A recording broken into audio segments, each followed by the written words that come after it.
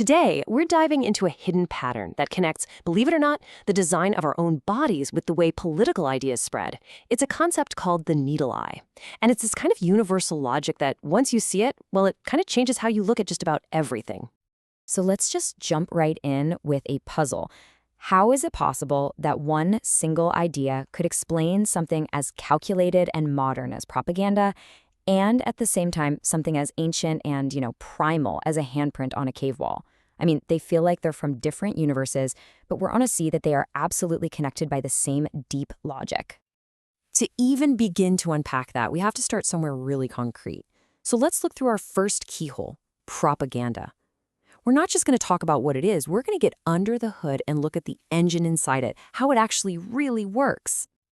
Check out this quote, because it totally reframes the whole thing. The real power of propaganda isn't about telling one big lie. Not at all. It's more like a flood. It just overwhelms our senses with so many symbols and flags and slogans that it literally collapses our ability to see any other way forward. It's designed to make one single idea feel like the only possible idea. So what's the playbook? How do they do it? Well, it pretty much follows this 4-step blueprint. First, you take a super complex reality and boil it down to a few simple symbols.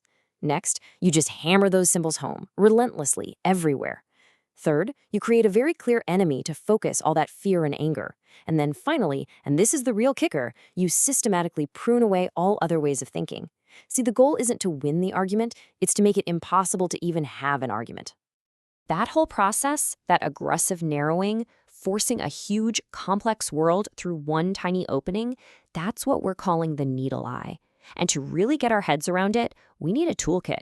It's a super simple framework, just 4 parts, but trust me, it's going to unlock this whole thing for us.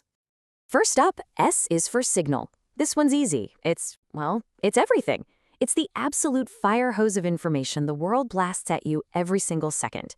News headlines, songs on the radio, the temperature in the room, the look on your friend's face. It's all the raw, unfiltered data of reality.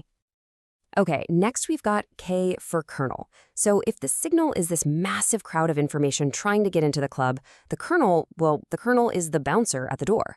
It's your internal filter. It's the part of you that's constantly looking at all that data coming in and deciding, hey, this is important, or nope, that's irrelevant, or whoa, that's a threat. And it's shaped by everything, your past, your culture, your biases. It's what makes sense of all the noise. So what happens when that bouncer, the kernel, makes a call? Well, you get a B for boundary. This is the end results. It's the line in the sand. It's that moment where the system classifies something as us or them, friend or foe, safe or dangerous. It's the final judgment. And finally, we have H for hysteresis. I know, it's a weird word, but the idea is actually super simple. It's the system's memory. A better way to think of it is as a scar load. Like if you touch a hot stove, the memory of that intense pain, that scar, it changes your filter. The next time you see a stove, your kernel is going to be extra sensitive to that specific signal. So hysteresis is just how our past experiences reshape our internal bouncer, for better or for worse. Okay, so let's quickly apply this whole toolkit back to propaganda. The signal, that's the chaotic environment, an economic crisis, national humiliation, whatever. The kernel, that's the propaganda machine itself, filtering all that chaos through those repetitive emotional symbols. The boundary it creates, a super sharp, hard line between us and them. And the hysteresis, that's the scar tissue, the trauma, and the constant pruning of other ideas that locks an entire society into this rigid, fearful way of thinking. All right, you with me? We've got the toolkit, and now we are ready for the big reveal. Because this needle eye pattern, it isn't just about politics. Not even close. We're about to see how this exact same logic shows up literally everywhere, from the skin on your body to art on ancient stones. And this leads us to a pretty wild question. What on earth could this system of signals and filters and boundaries possibly have to do with something as biological and personal as your own skin? The answer is that they're both what the source calls gates. They are points where critical boundaries get made. I mean, think about your skin. On one level, it's a biological gate. Your immune system is filtering microbes, right? But it's also a cultural gate, constantly filtering social signals about identity, about beauty.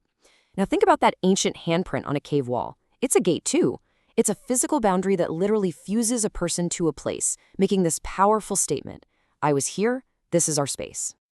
And this is where it gets really, really mind-bending. Because the argument here is that this isn't just some clever metaphor we're playing with. No, we are looking at a fundamental, universal logic of life itself, a pattern that's been running since the very first cells started to form. This is the absolute core claim, so it's worth repeating. The logic that a single cell uses to figure out what's inside and what's outside, the logic our immune system uses to define self versus invader, and the logic a society uses to define us versus them, they aren't just similar. The idea is that they are evolutionary echoes of the exact same fundamental process. And you can actually trace this thing through time like an evolutionary story. It starts way back with prebiotic gels making the very first boundaries and all that chemical chaos. Then it levels up to the body, creating the boundary of a single living thing. From there, the social brain evolves these really complex kernels to manage group identity. And today, we're seeing it pop up yet again in things like AI, which are creating brand new boundaries between human minds and machine minds. It's the same pattern, just folding over on itself again and again at bigger and bigger scales. So, that's a huge idea, but what do we actually do with it? Is this just a cool way to analyze the world? Well, no. This framework isn't just for looking at the past. It's actually a tool for intentionally shaping the future, both in our own lives and maybe even in our societies. This final idea is called gate refinement. And the concept here is that we can actually become active participants in shaping our own kernels, our own internal filters. Now, it's not about trying to erase your past or pretend your biases don't exist.